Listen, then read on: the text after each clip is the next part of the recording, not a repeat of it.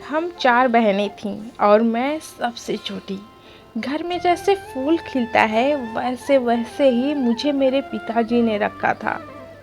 फूलों की सेज पर हमेशा से सोई थी, कांटों का अंदाजा भी नहीं था।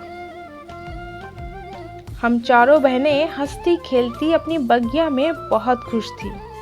3 बहनों की शादी होने के बाद मेरे पिताजी काफ़ी उदास रहने लगे, क्योंकि मैं सबसे छोटी थी, इसलिए माँ बाप का ख्याल मुझे ही पूरा रखना पड़ता था। समय कठिन आया और समय अच्छा भी, लेकिन एक दिन ऐसा समय आया जो हमने कभी भी सोचा नहीं था।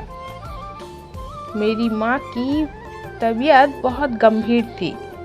हम उन्हें अस्पताल ले जाने वाले थे, लेकिन उन्हें डायबिटीज़ का अटैक आ गया। वह बेहोश हो गई। जल्दबाजी में हम उन्हें अस्पताल ले गए। वह बच गई। ईश्वर की कृपा थी शायद उन पर। लेकिन 2 ही दिन बाद मेरे पिताजी खत्म हो गए। हाँ, माँ अस्पताल में बीमार थी और पिता घर पर खत्म हो चुके थे। हमने माँ से यह बात छुपा कर रखी कि पिताजी अब इस दुनिया में नहीं है। जब माँ को होश आया तो पिताजी के बारे में बार बार पूछती थी। हमेशा कहती कि पापा बाहर हैं, कभी कह देते कि पापा सो रहे हैं, कभी रजाई को खूब ऊपर पहाड़ जैसा करके कह देते कि पापा वहाँ सो रहे हैं। माँ बार बार सोचती कि पिताजी सामने क्यों नहीं आ रहे।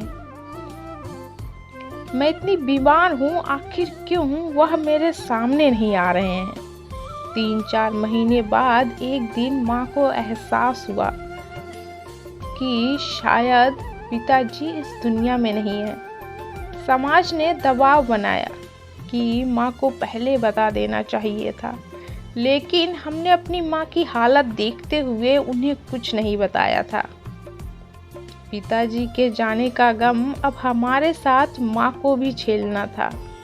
हमारे घर से खुशियाँ उजड़ चुकी थी। छोटी से छोटी चीज़ों के लिए हम जहाँ पिताजी को एक बार कह देते थे और वह हाजिर हो जाता था, वहीं अब खुद ही जाना पड़ता है।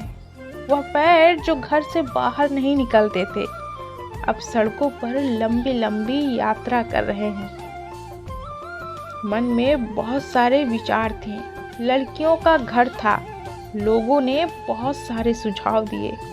मुझे आज भी याद है कि एक बार मेरे पड़ोसी ने, जो मेरी बहुत अच्छी सहेली थी, उनके पिताजी ने एक बार जब मैं उनके घर गई तो मुझसे कहा, अब तो तुम लोग अपनी गाड़ी बेच दो, चलाने वाला कोई नहीं है। तुम्हारे पिताजी थे वो तो चले गए।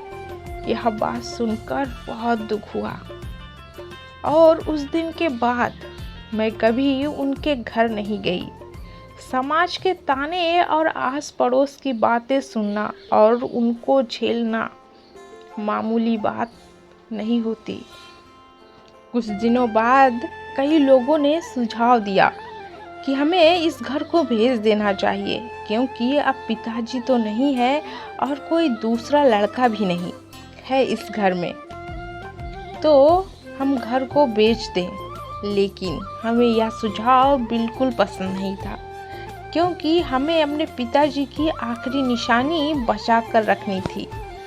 पिताजी ने हमेशा हमसे कहा था कि बेटा, चाहे कुछ भी हो जाए, यह मकान तुम्हारा है और तुम लोगों का ही रहेगा। हमेशा कभी भी कोई भी परेशानी होगी, यह मकान रहेगा, इसमें आकर तुम लोग रह सकती हो। मुझे आज भी याद है वह बात। हमने अपने पिताजी के घर के लिए बहुत कुछ झेला है और आगे भी झेलते रहेंगे, लेकिन इस मकान को नहीं छोड़ेंगे। शायद बहुत मुश्किल होती है एक लड़की, एक नारी, एक स्त्री को अकेले जीना, लेकिन मैं लड़कियों से यही कहना चाहती हूँ कि हमें अपने को इतना मजबूत बना लेना चाहिए कि सामने वाला हमसे कुछ भी बोलने से पहले 100 बार सोचे।